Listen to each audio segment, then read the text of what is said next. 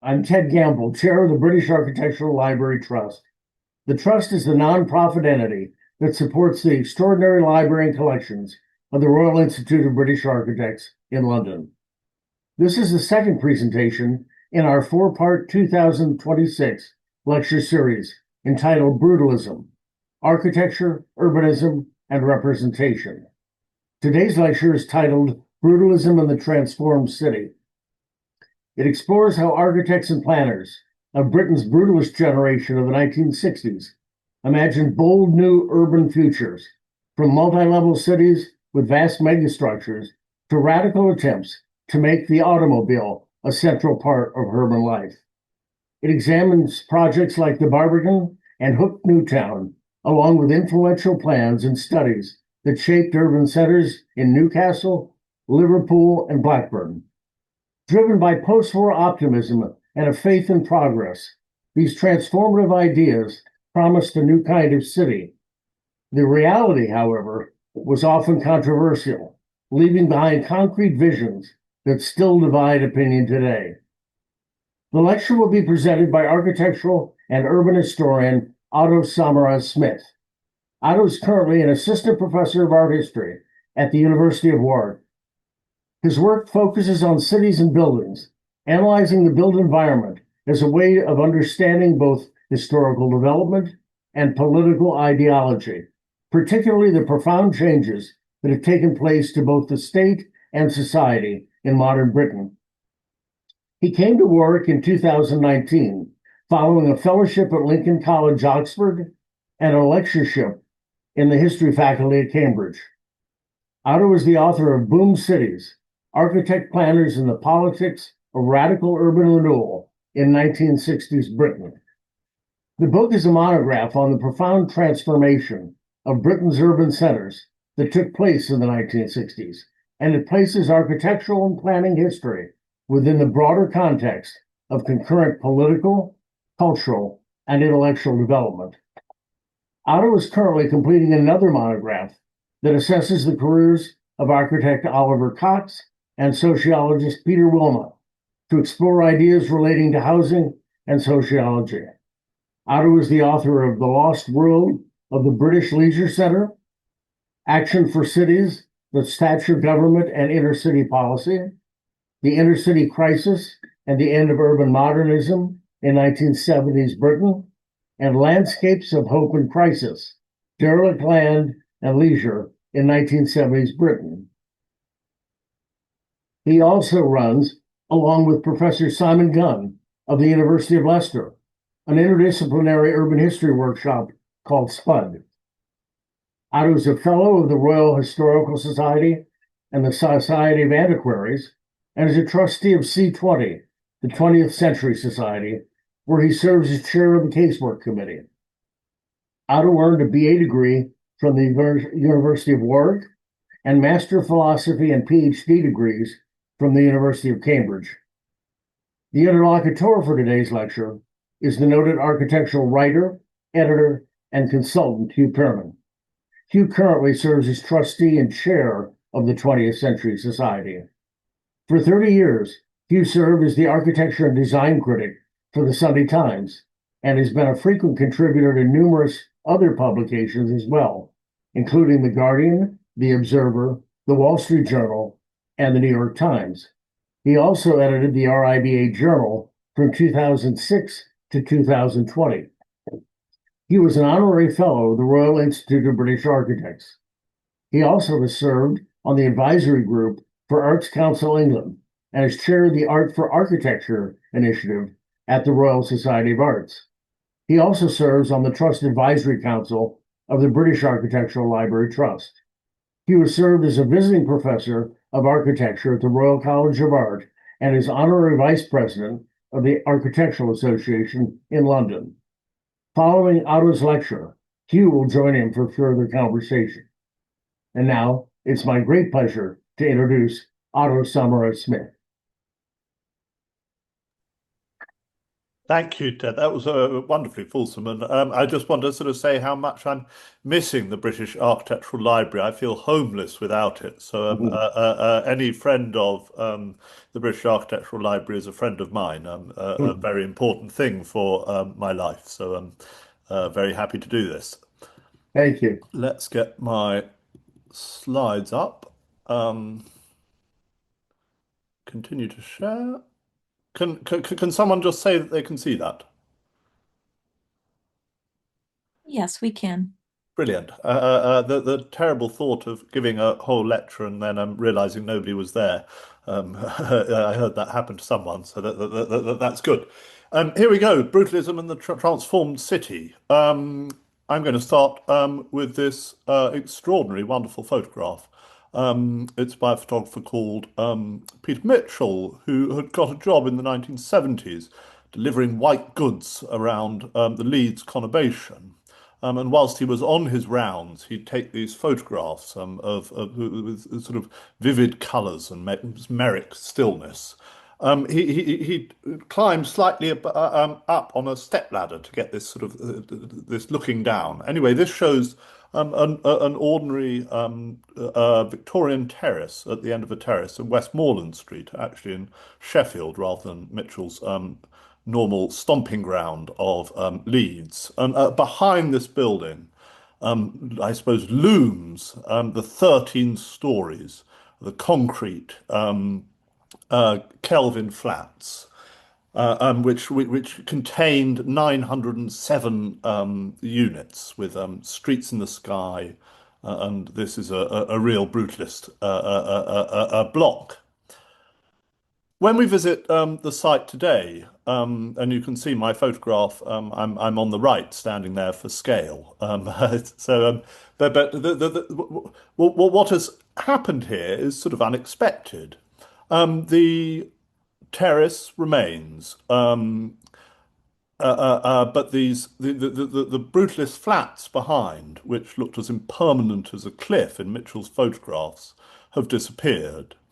Funnily enough, this photograph, Mitchell's photograph, was first exhibited in an exhibition called Now You See Them, Soon You Won't. But what was permanent and what was ephemeral in the British city played out in odd ways. As it happens, on the site of the Kelvin Flats now, there is a new state of Barratt homes with red bricks and mock Tudor doors, sort of returning to something of a simulacrum of the city's Victorian past. What I want to say, what this introduces is a theme that I want to sort of explore through the lecture today about brutalism in the city is that it was a surprisingly short moment and often surprisingly ephemeral. Here is a picture of the Kelvin Flats from above. You can see it's a further iteration of the listed ideas that happened first in Sheffield at Park Hill, which remains, and this is the third in a series with Hyde Park, but all of this has gone.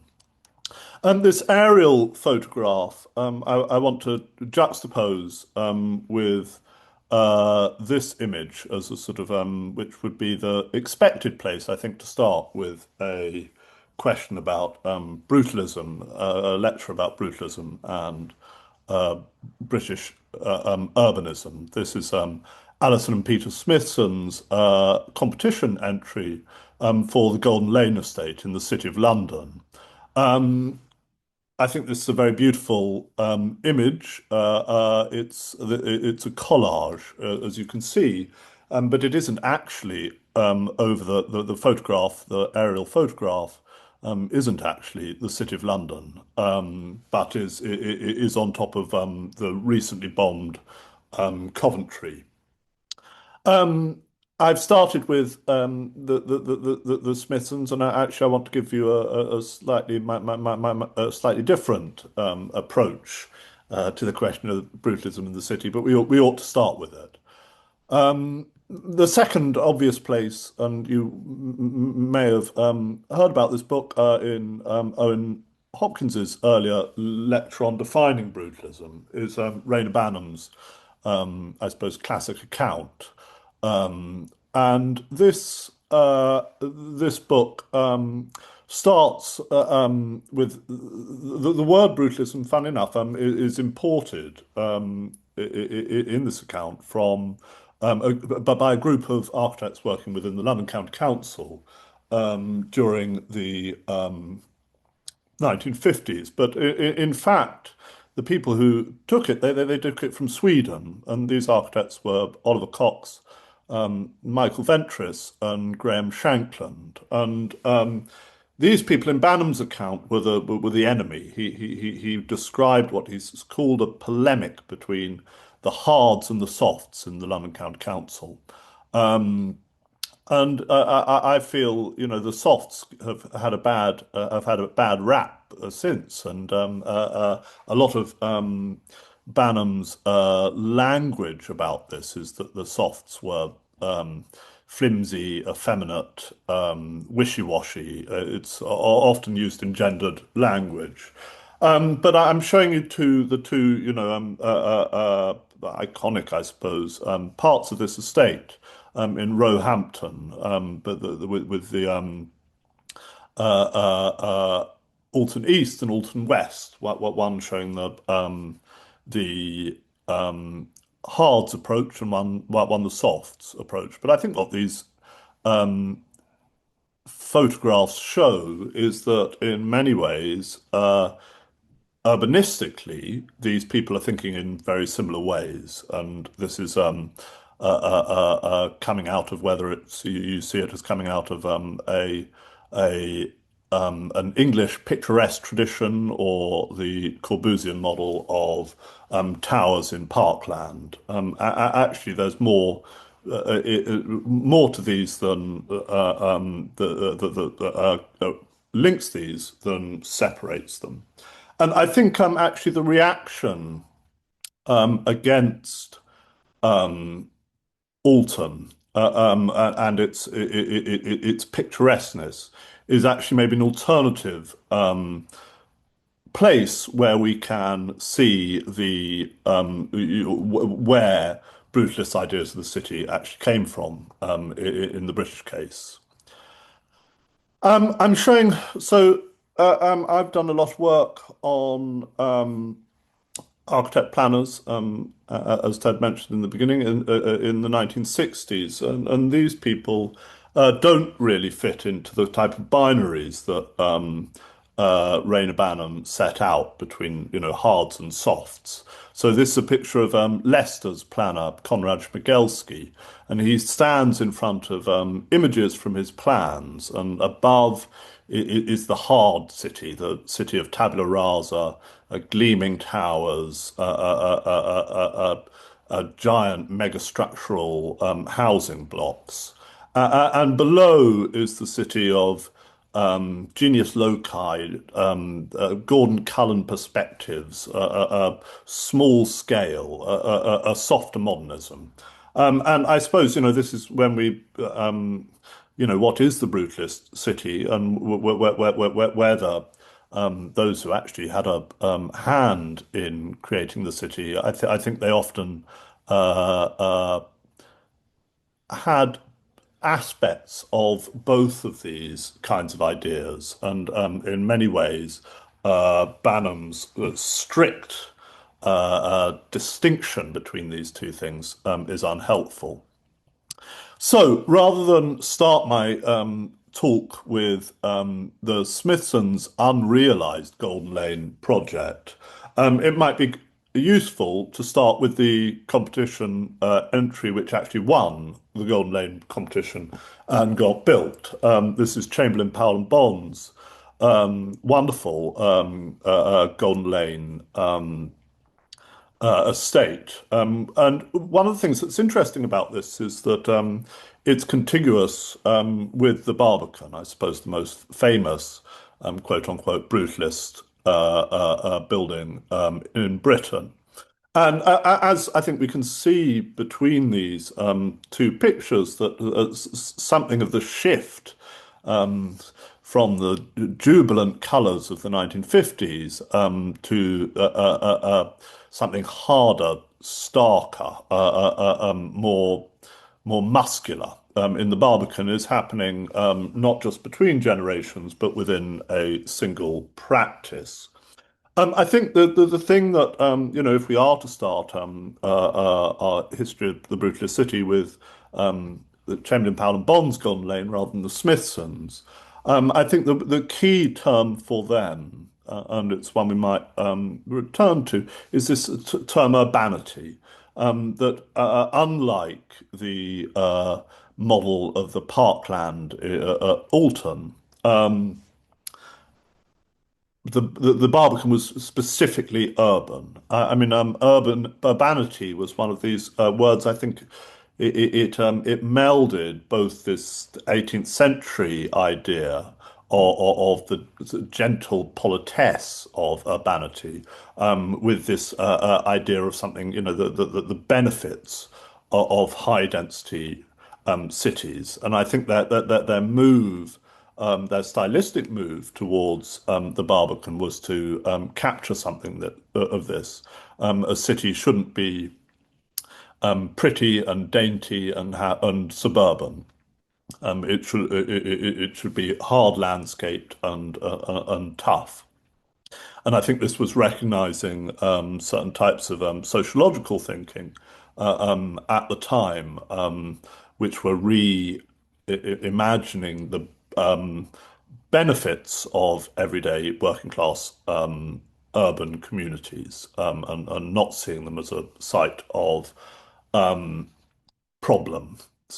Um, if we see, I mean, this is the redevelopment plan for the Barbican, and a lot of these ideas come through in it. I want to just sort of an anecdote I'll show these first, which come from the RIB archives, and I think this may help us to shift the way that we see something like the Barbican, not as something totally modern and radical, but as something actually looking back to the past. And these are some of the wonderful collection of Chamberlain Powell and Bond's Christmas cards in the RIB archives. And I think, these are speaking to this moment of the excitement of, young people after the Second World War being able to go on holiday and affluence. And, rather than these Christmas cards showing modernist buildings, they're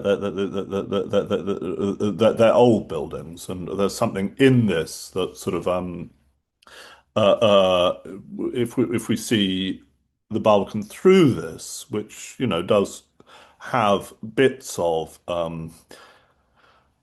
the ideas of both the Corbusian ideas coming in of the slab and the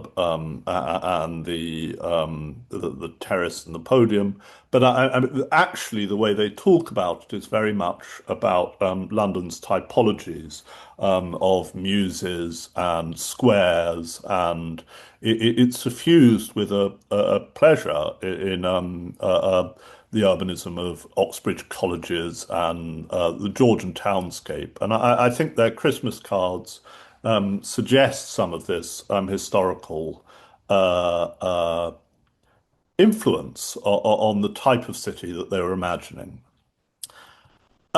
This is this is I heard towards the end of Geoffrey Powell's life, very surprisingly, that he absolutely loved Quinlan Terry's Richmond Riverside, sort of most unexpectedly. And I think actually something of this amalgamation of different historical things within a single single structure that is actually something the way that I think he understood at the end of his life. He was actually trying to go, that there was more in common with the Richmond Riverside and the Barbican. That may be a bit much, but there we go. I want to talk now. I think one of the things about the Brutalist city, I'd tell, for an architecture historian, it's important to look up when you're going round, but actually at the Barbican, you can look down. The floorscape of this place is absolutely wonderful. Here's one. I love this way these Ketton bricks come up with this wonderful curve, and there are many moments within the Barbican where the floor is so important. Which sort of brings me on to, and I think that's an example of the way Chamberlain, Powell and Bon, rather than the Smithsons, are more open to other things that are going on in 1950s culture, especially like the townscape movement and the importance of floorscapes and vistas through, and it's a melding. It's not this binary between the hards and softs. It's a townscape is here. I think one of the ambitions of the period was this is sort of exemplified in Ernesto Rogers' wonderful quote that the architect should design everything from the spoon to the city. In actual fact, I found out that this phrase was first used for an exhibition about Swedish architecture in Milan, where I expect he got it from. So again, our distinction between the hard Mediterraneans and the soft Swedes, maybe this idea sort of cuts across. So I want to start, in my brutalism of the city on the sort of on the small scale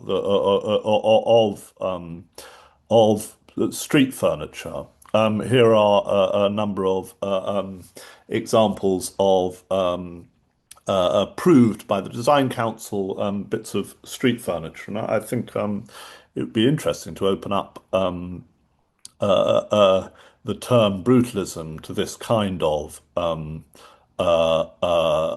scale and the importance. I think in urban contexts and with what is happening to the car, with the car to cities, that these things, this toughness is there in the brutalist city at every level, from the spoon or the bollard in this case, right through to the city.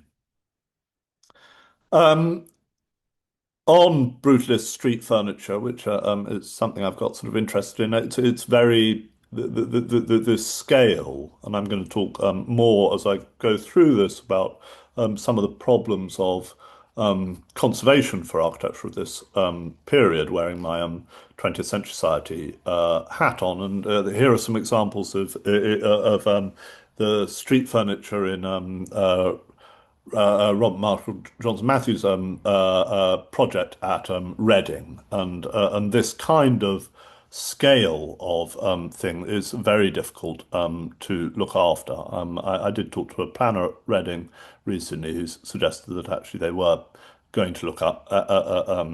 There was some appreciation of this, but I think this really shows this wonderfully robust stuff at the level of at the very lowest level of creating a city, and the brutalist ideas melded with townscape here. Briefly, I think this to a slightly, I want to just talk about some of the ways that what might be called brutalist art was integrated into the city. Again, I think originally these ideas came through the London County Council, often through this architect Oliver Cox, who got lots of people who have these wonderfully inventive use of concrete to create artworks. This is Fred Millett, who was a friend of Cox at the Raglan estate, and is a really beautiful thing. I put this in as this is probably not Brutalist, but here are Brutalist clothes. This is in Gloucester.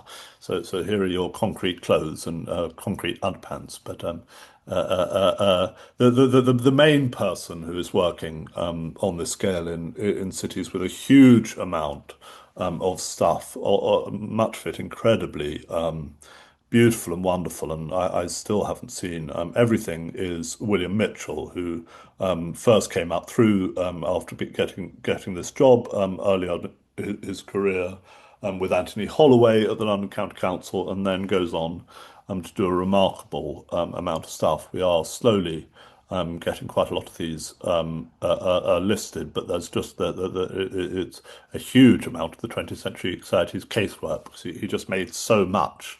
I'm bringing out this particular extraordinary work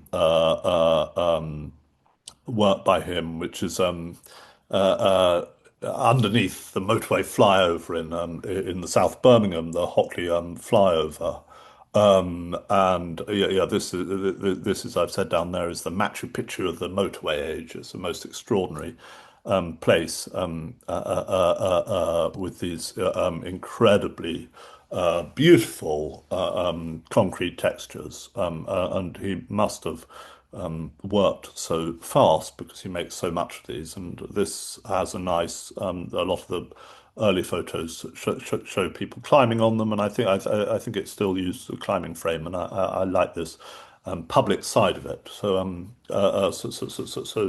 this is a scale but between our street furniture and the city itself. Are we? So, having been ungenerous about Reyner Banham's brutalism, I want to now talk about this book, which I admire more, Megastructures, Urban Futures of the Recent Past. The idea of a megastructure is the idea of building all of the different scales, different functions of a city into a single structure. On the cover, we have Paul Rudolph's sort of science fiction, really, vision of a city on top of the flyover going through Manhattan. These things often using step sections, and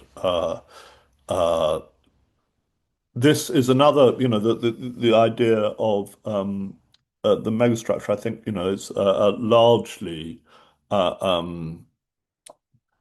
was often like this Paul Rudolph thing in the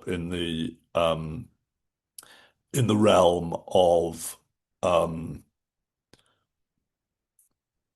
images and in the realm of sort of often rather fantastical and unrealizable, or certainly unrealized projects like this, and they have a huge excitement, but where you can actually see this in the world is often like with the flats at the beginning in fragmentary places. This is Hook Newtown, which was a Newtown which was going to be built by the London County Council in Hampshire in the late 1950s. I mean, again, this is sort of to return to Banham. It's interesting that this is actually a project of the softs within the London County Council, and again showing the sort of the way that these binaries don't necessarily work, although Banham accepts that Hook was a remarkably early iteration of megastructural ideas, but he says how could this, it's very odd that this came from the dull functionaries of the welfare state. which is again, his taking sides. He's friends with the hards, not the softs. But these ideas, it's interesting that the idea of the megastructure is an immensely global one. But again, actually, I mean, certainly according to Bannon, this hook is a really, really early iteration of it. In the shopping centre on the right, you'll see that a newspaper is being advertised, The Scotsman. What's that being advertised for in Hampshire? Why are they selling a Scottish newspaper? And this is a tribute in the drawing to Cumbernauld, which was built and unfortunately is we failed to get listed, and I have to and it is in a sorry state. Cumbernauld Hook was the new town was to be built in a valley, whilst Cumbernauld put its town centre on the top of the hill, like sort of like a Scottish castle. But this was considered to be a mistake. I think this, but I mean, this wonderful photograph of it. It's difficult to see. To appreciate when you go at the moment, but this idea of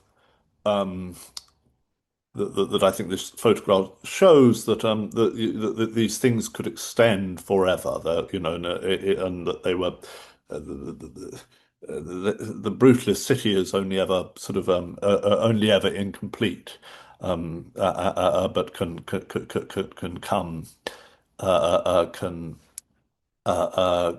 can go much further. I mean, it was the main plan for Cumbernauld was by the planner Hugh Wilson, but Cumbernauld Town Centre was by a then very young architect, Geoffrey Copcutt. One of his interesting schemes later was how to deal with the deindustrialization in the Glasgow shipyards. And what you do is you build, instead of building ships, you build houses out of steel, and then you'd float them down the Clyde and then rebuild them. There's Geoffrey Copcutt. The city, the megastructural city, there are very few places really that you can get a sense of it, except in a fragmentary way. I mean, which makes Cumbernauld Town Centre an important thing. I mean, it's and actually the places where these ideas come through are not necessarily in urban planning, but especially in universities and in housing schemes. I'm going to, I might have shown you British examples, but like the University of Essex by the Architects Co-Partnership, or Dennis Lasdon's UEA, which I think both have this idea of the university as a sort of as an urban thing set against countryside, so it's non-suburban. It's and the concrete meets the grass in a way that was one of the ideas at Hook. But instead, and I'm going to talk now a couple of places where I feel one gets a feeling of the possibilities of the megastructural city and the excitement that it would give. I mean, I'm not a an evangelist necessarily for the brutalist city, but those places where it does exist and you get that feeling are important and need to be looked after. This is the extraordinary Scarborough campus in Toronto, which has this real megastructural excitement thing of it working on very many levels with lots of step sections and interlocking spaces on different levels. just because we're still in Canada, I'm still thinking about Canada. This is the other sort of place that I think Banham called Montreal, the capital of the megastructure. And this Place Bonaventure, it doesn't really come out in photographs ever, but this is one of the most extraordinary places I've ever been, which really does give a sense of, how exciting these complex ideas of a very dense city could be. I mean, it's got these vast interiors, sort of Pyrenean concrete spaces, really wonderful. I think our own best in Britain, our own best iteration of these megastructural ideas is the South Bank Centre, and it's wonderful that after it's been finally listed and saved. And even though this is just a fragment of what this might feel like on a city length scale, I think this is a megastructure on different levels, and it's a very beautiful building, and it was incredibly. It was really wrong that it had been under threat for so long, and I'm feeling extremely happy that it's now all okay. Interesting, actually, the South Bank Centre had looked after it quite well, and the recent uh, uh, refurbishment was I think really good. I was taken round by the project architect on that of that refurbishment, and they had come to the building thinking, oh, this monstrous, revolting building, and they'd planned to put a glass box on top of it, which thankfully didn't happen. And as it happens, their ideas were really beautiful. But as he worked with the building, he came to realize how unbelievably beautifully crafted it was, and how sensitively, and he compared this to the way that an architect works nowadays, where you just pick stuff off the off a catalogue and put them together like Lego. But this is a building which was drawn and then built by craftsmen. Christine Wall has done wonderful work on the people who actually built it, and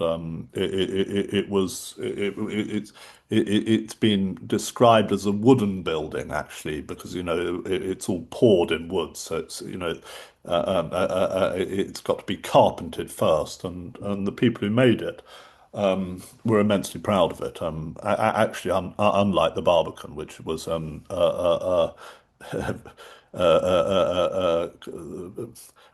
much more controversially built, but the South Bank was really well built. But yeah, hurrah, hooray, that it's all okay. Here's my favorite architectural cartoonist, Hellman, and I think he's meant to be he's being ironic here when he said he shows this couple saying we often come and admire the subtly exposed concrete, but I'm not I don't feel ironic about that. Um, I think so that's a celebratory um, story, but I want to talk a bit more about because as Ted mentioned in the beginning, one of my roles is that I'm chair of the casework committee of the 20th Century Society, and I want to talk about some of our issues with uh, the Brutalist city, which I think is still very difficult to get listed and to look after. I think one of the reasons is that actually, we're very well set up, well, much better set up to deal with individual structures in the listing system, but townscapes and things which link together are much harder to look after. There's another There's another South Bank, the National Theatre cartoon for you. Um, uh, Here are a set of buildings that have gone. I think we will look back on the destruction of this period of architecture with at least the same shame and surprise as we look back on the 1960s, the post-war destruction of the Victorian city. And here are some of the fallen comrades of the brutalist city. Um, so here are my list of uh, buildings which I think after the South Bank has been looked after. Here are the most important things. Whether this is perhaps a little bit urbane for brutalism, but Hyde Park Barrett, Basil Spencer's Hyde Park Barrett's, I think, is now the most, which has been turned down for listing on numerous occasions. And I think now that South Bank is listed, this is the most distinguished building in the country currently not listed. Um, this building, this was for the guards, very sort of, posh regiment, and it sort of it puts a lie to the idea that brutalism is necessarily a left-wing thing, because a barracks like this is quite the opposite. Unfortunately, horse urine is corrosive for concrete, so it's a very bad idea to build a stables out of concrete. So it had some problems, but the, the in the tower block up the centre, one of those the horses with those huge kettle drums. The lift had to be big enough so that so that the horse with the kettle drum could get into the mess and then parade around the mess table. So yeah, this is a different use from the public welfare state ones that brutalism is necessarily normally associated with. We've recently put this extraordinary megastructure in for listing on Tottenham Court Road in a wonderful corduroy concrete. I mean, inside is it goes it goes down and down and down into the depths with a sort of dizzying array. And I wouldn't build like this. I don't think it's necessarily a model for urbanism, but actually, what I'm saying is that megastructural ideas like this are actually incredibly unusual, and the things that are there like this, which is I find a very exciting building, ought to be looked after. Shoreditch Fire Station. I mean, again, is this brutalist? I think it's looking towards Erno Goldfinger's more classical conception of modernist architecture, but this is a building I enormously admire, and recently it was turned down for listing despite with the advice from Historic England ignored. I think it's a disgrace because it's wonderful. Third, Noel Moffat's Ashworth House in Bethnal Green, a wonderful piece of this is Britain's version of the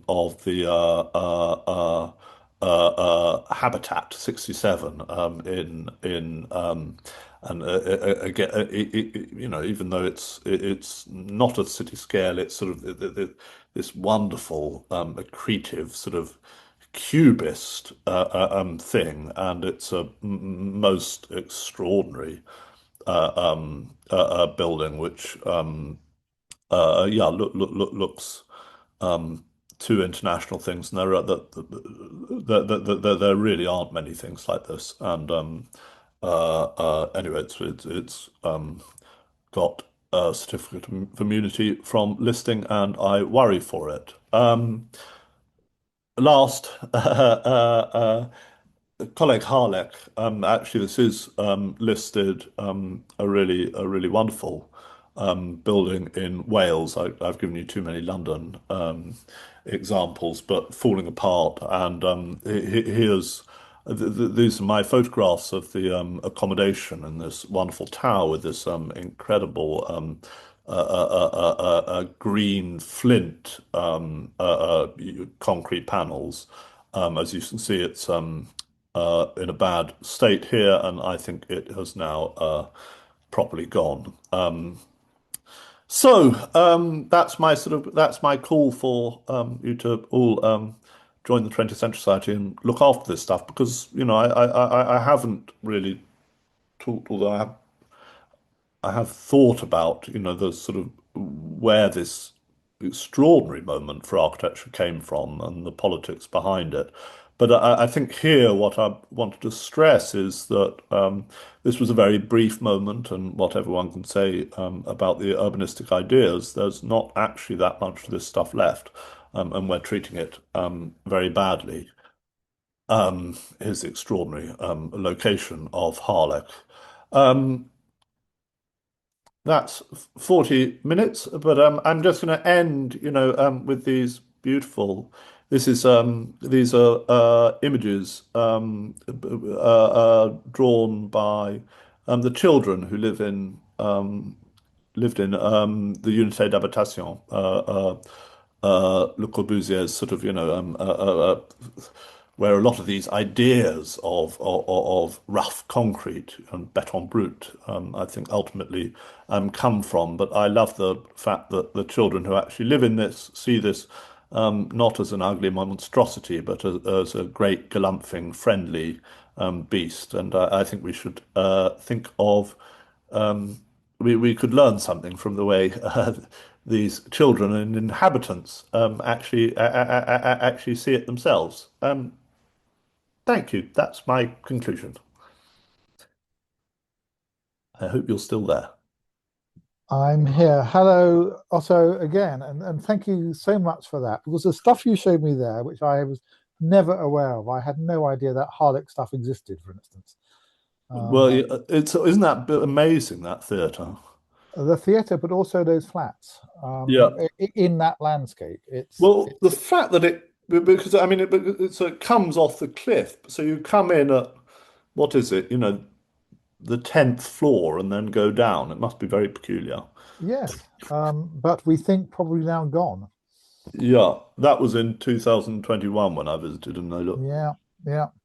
One thing occurred to me when you were showing us what is absolutely true, that if you look down at the Barbican, you see all kinds of interesting things, particularly the way, almost as a joke, those brick pavers just kind of float up at the edges to the underside of the balustrade. But as I was looking at that, I was thinking, actually, so much, certainly the Barbican, is to do with hugely exaggerated elements. I mean, that balustrade is like 10 times the size it needs to be, just to be a balustrade. And if you look at the towers, the balconies on those towers, they are absurdly, in a sense, over-scaled for what they are, not in terms of the outline of the building, but as balconies, they are an incredible heavyweight thing. Why that exaggeration? Is that a brutalist thing, or is it just a Barbican thing? Yeah, as it happens, I think I've started to get. It's a terrible thing for an architecture historian, but I'm beginning to get a bit of vertigo. I don't. It's sort of. I don't know. It's a very nerve-wracking thing. Yeah. I caught it at Ricardo Bothel's Walden 7. And In that Barcelona, building, yeah. that building is so scary that since then I've had um, I've had a bit of vertigo. But on the balconies of the Barbican, I feel totally safe. You're sort of so far up that it doesn't, and that massiveness works. But anyway, I'll give my to answer that about the massiveness and where it comes from and what it means. And this is this is an anecdote about Izzy Metzstein, the wonderful Glaswegian architect of the firm, Brutalist firm, Gillespie Kidd and Coyer, who did the wonderful Ross and these very, very romantic Catholic churches, as well as a lot. He'd come over in the with the Kindertransport in the 1930s and had this accent which was sort of part interwar Berlin, part Glaswegian and part Yiddish, and was quite difficult to follow, but and quite sort of abrasive. But anyway, I'd asked him. I was talking to him. It was the most wonderful thing talking to him. I mean, it was extraordinary. Although everything I'd say, he'd say, "Ah, you Cambridge people are so stupid. You're so stupid."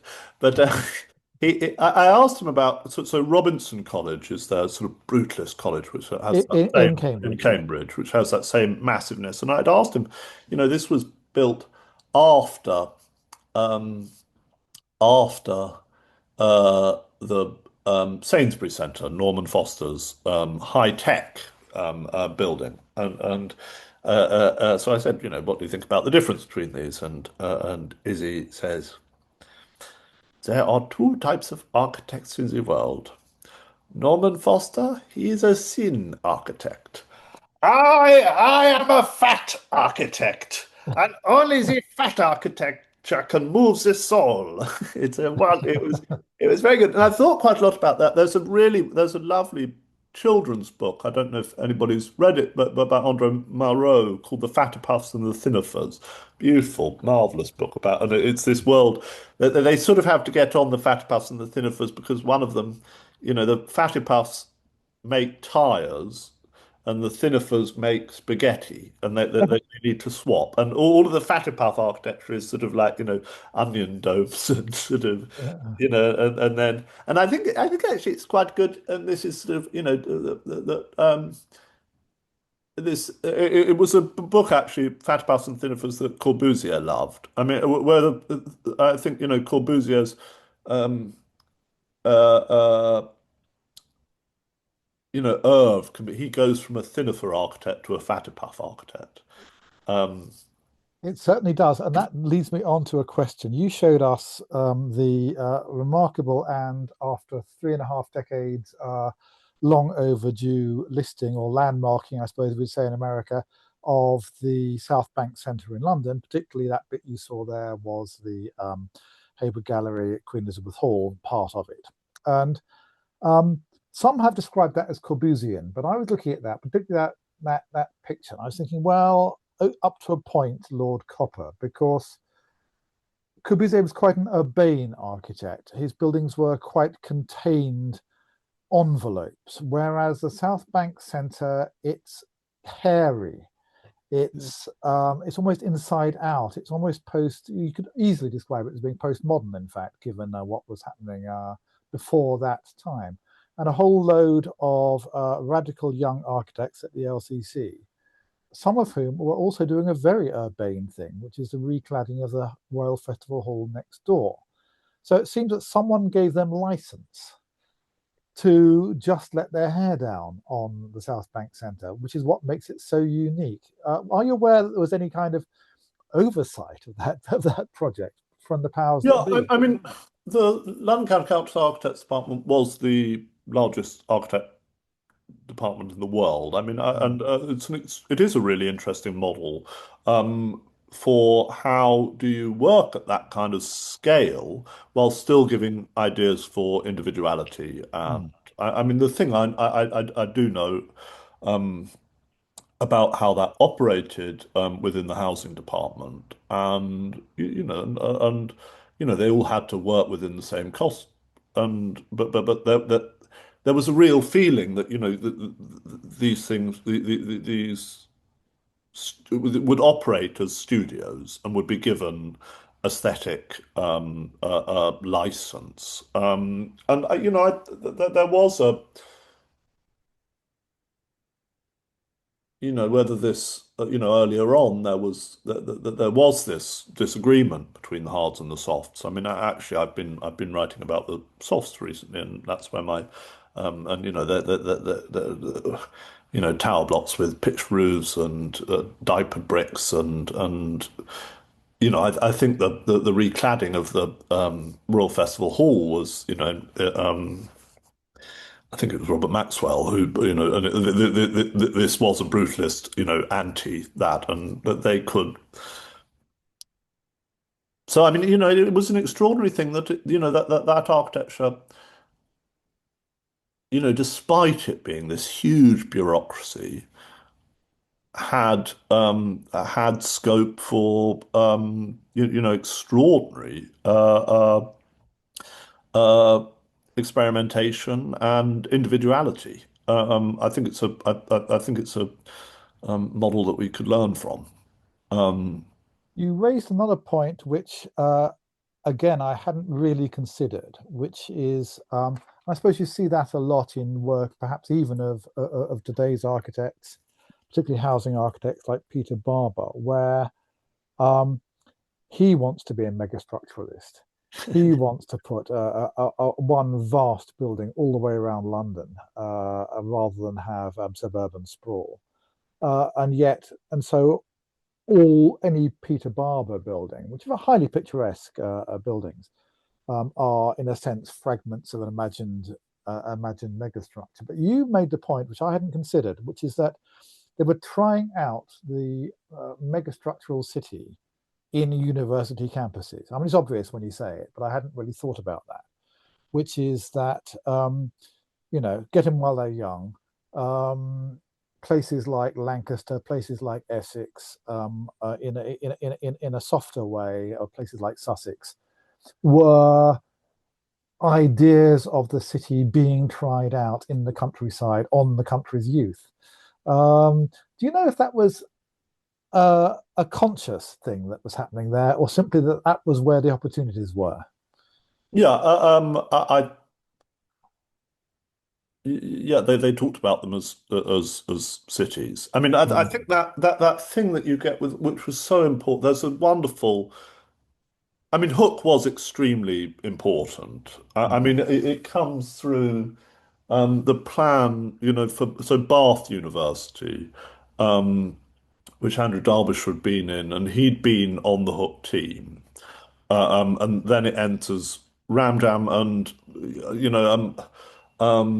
Tony Cox at the Architects Co-Partnership, who do Essex. He's Oliver's brother, and they're all in the they all Yeah, live in Hampstead, and they're all mates. And it's sort of so my own 60s university is not isn't megastructural. It's international modern and is yeah. York Rosenberg and Mardell. But yeah, absolutely. Essex is the best one really to see, and it is just like Hook that it's on a deck with Yeah. with the towers around it in a landscape, and that very that they messed it about at Essex, but that feeling of that you can see the city from which you really do get at East Anglia, that you Yeah. see it within this landscape, and it's not. It's an anti-sprawl thing. It's about density. Uh, I think yeah, the ideas cross-pollinate, and obviously, I mean, universities are the place to get a feel of what they might be like because Hook wasn't built and Cumbernauld is um, falling apart. You mentioned one thing again, the hards and the softs, and one knows and one reads, and if you meet some of the people who are left, they will talk about not so much a schism as just like different attitudes within this vast London architectural department. But so my question, you showed us Montreal and Toronto, and you mentioned Habitat 67 and so forth, and other countries. How British, given that we are the British Architectural Library Trust, how British is our version of this? Because hards and softs seems to me to be the same as herbivores, carnivores, Yeah. in that famous analogy. Seems to me the Scandi modernists versus the Corbusians. Um, um, did that dialectic between those two sides result in something which is specifically a nationalist architecture, would you say? No, yes. Perhaps nationalist is not the word, but you know what Yeah, I no, mean, no, I can a see kind of what you. national architecture. Yeah, a bit of a bit of I think something like I haven't If you had done, to but set if you had to set Chamberlain, Powell, and Bon in a boxing ring against Paul Rudolph, um, they're not the same, are they? no, no. I mean, I think Chamberlain, Powell, and Bob were unusually interested in history. I mean, Yeah, that's. I mean, it's a bit much that he liked Richmond Riverside, but there is an amalgamation of these things. It's a real shame. They desperately wanted to have the coal hall, James Benton Bunning's coal hall in the middle of the Barbican, which would have been absolutely wonderful. I mean, that what's was one of peculiar about for those who don't know, that's one of yeah, the great lost building Victorian buildings of the early 60s. yeah, yeah. So Uh, that was going to be in the middle. yeah, I don't know. I think that they're interesting because they operated within both fields of yeah. they weren't hards and they weren't softs, and they have a bit of both to them. I mean, I think in some ways, sort of a megastructural project that I didn't see of a sort of slightly younger generation, like Neve Brown's Mm, extraordinary housing work for Camden. I mean, the way that's presenting itself is very much within the tradition of the Georgian city, and there is a sort of national language there about the importance of streets, but on a megastructural level. I mean, I think William White has this article about the Englishness of English modernism, and I think it was important for a lot of people. I mean, Pesner's The Englishness of English art ends with the Roehampton estate, not as yeah. this imposition of continental modernist ideas, but as a flowering of something about national identity going back to the English picturesque. I mean, whether that's My nonsense or not, it was important for how people wanted to present themselves. My final question before I hand back to Ted is to do with something which you flagged up right at the beginning with Golden Lane Estate. And have always found this fascinating. Why the draining away of color between the 1950s and the 1960s? And you see this in so many places. You saw it in post-war Coventry, actually quite colorful reconstructive elements going on there. The Golden Lane Estate, you saw all those colors, the yellow, the red, the blue. And you also saw it in other fields at the same period. Anthony Caro's early sculptures actually quite brightly painted. He moved to just patinated bronze. Why has anybody ever yet come up with a theory as to why the color drained out of architecture at that period? Yeah, I think about I think I mean if I can advise Lynn Need's book The Tiger and the Smoke about the importance of color in the post-war period. So I mean Yeah, if I answer it that way, I think yeah, after the you know Blitz bomb sites, the Clean Air Act not coming in, the austerity of the 1940s, it was such a it was a relief, and that architecture of the Festival of Britain, yeah, um, I think it was beginning to get colourful like that in the yeah, late 1930s. But I mean, after the war, it's a breath of fresh air, that type yeah, of stuff. And I think, I mean, part of the polemic against it was the Bannermite line was that it was um, wishy-washy and effeminate and not real architect. There was a linking between um, you know, prettiness is not serious. I Well, don't that is agree an with you. interesting point. Yes, soppy architecture versus. But it isn't. It isn't soppy. It isn't. Actually. No, we know we know it isn't. But Yeah, you know, and I think it was you know, I think it was often gendered. yeah, yeah. I mean, you know, you see it in Chamberlain, Powell and Bond's, you know, the early Yeah. sketches, which are by Gordon Cullen, show it being, you know, colourful and light and jubilant. I love It, their school. If anybody, the colourful school in which is called in Little Bolton's fabulous building with all these, and that uses the colour panels on it.